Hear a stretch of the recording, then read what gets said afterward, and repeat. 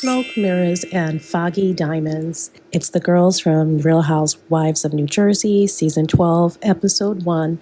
Let's go ahead and do a quick breakdown. Jennifer's back at it and got knifed up once again. This time, she went to Turkey, where she got her nose done. Now, I know Jennifer is still healing and all, but her nose is looking more like a snout and less like a nose, but we'll go ahead and give her time to heal. On another note, I'm all for the ladies having surgery if they'd like to, but I do have some concerns with how the constant surgeries and the constant tweaking of their natural features will have an effect on their teen daughters. You're basically telling your girls that you don't like their nose since you cut the one that you had that was similar to theirs off and replaced it with something else.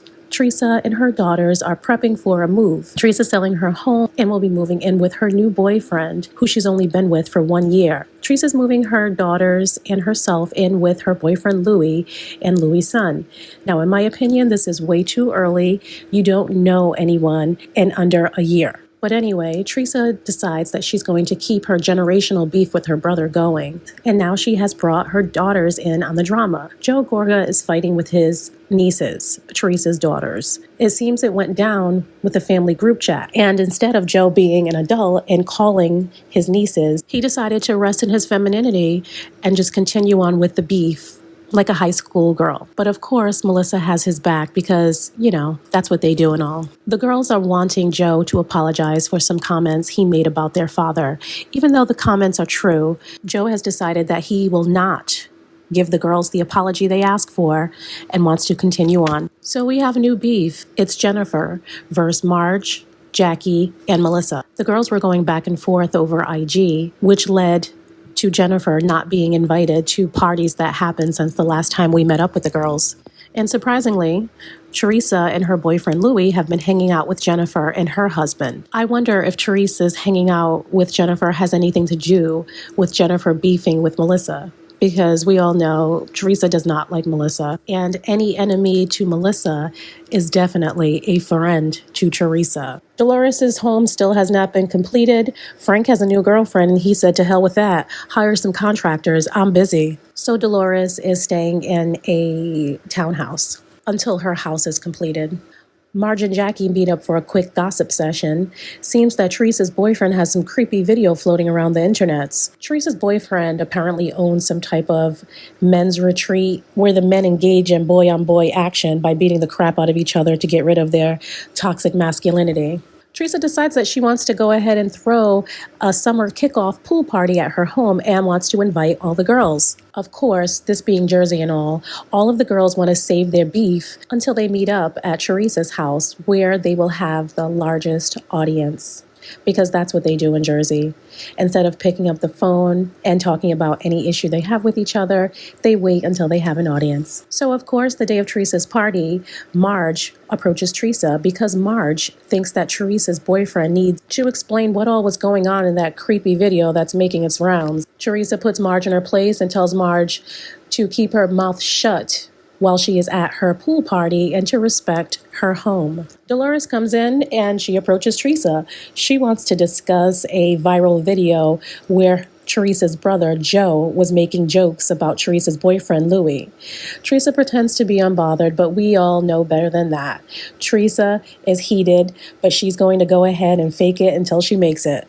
The girls are sitting around having drinks, appetizers. Jennifer walks in, says hello to the girls, and she's snubbed by Jackie, Marge, and Melissa. Jennifer pretends like she's upset and approaches Teresa to tell her that the girls are being mean to her. Teresa goes over to the girls and grabs Jackie, brings Jackie over so that Jackie and Jennifer can have a conversation. Now, Teresa's strategy is probably the best approach. Jackie is the easiest to break after all. Jackie makes up with just a simple apology, but Marge and Melissa have other plans in mind. While Jackie and Jennifer are making up, Marge strolls on over because things look a little too peaceful for her. Jackie explains to Marge that she's good with Jennifer. She says Jennifer apologized and she's ready to move on. Marge is not. She wants to go ahead and bring up everything that Jennifer did that pissed her off, including all of Jennifer's slick little comments over the internet. So Jennifer does what she always does when she has an issue with Marge. She throws her wealth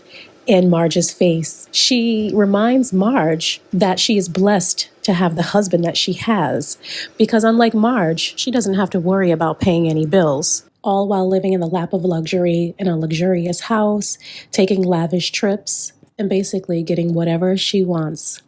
That is, except for a faithful husband. Jennifer really does come off like she thinks she's better than Marge, and Marge lets her get under her skin every time. Marge tries several times to walk away. She reminds Jennifer that Jennifer's husband is not an angel like Jennifer would like the world to believe. Marge warns Jennifer to quit while she's ahead, but Jennifer keeps bumping them gums because that's what she does best. Finally, Marge has had enough and she lets the cat out the bag. She reminds Jennifer that her husband is actually not perfect because perfect men don't cheat on their wife. That's right. Marge said that Jennifer's husband cheated on her with one of the girls down at the office, and that is why Bill, Jennifer's husband, had to move away from that office. Jennifer then tries to act like a damsel in distress. She's crying, she's putting on a scene, and she actually admits that Marge is right, but tells Marge that if she's going to tell the story, to tell it right, because Bill didn't cheat with someone at the office. He cheated with a pharmaceutical rep. Now, I don't know if that is any better, Jennifer, but okay, we'll go with that. If you were aware of this affair and you knew that everyone else knew, why is Jennifer running around here acting like her husband is Mr. Perfect? I think she just does that to Marge because she feels like she's in a better situation than Marge, and she'll throw that in Marge's face any chance she gets. Well, that's the episode. We'll see what happens on episode 2.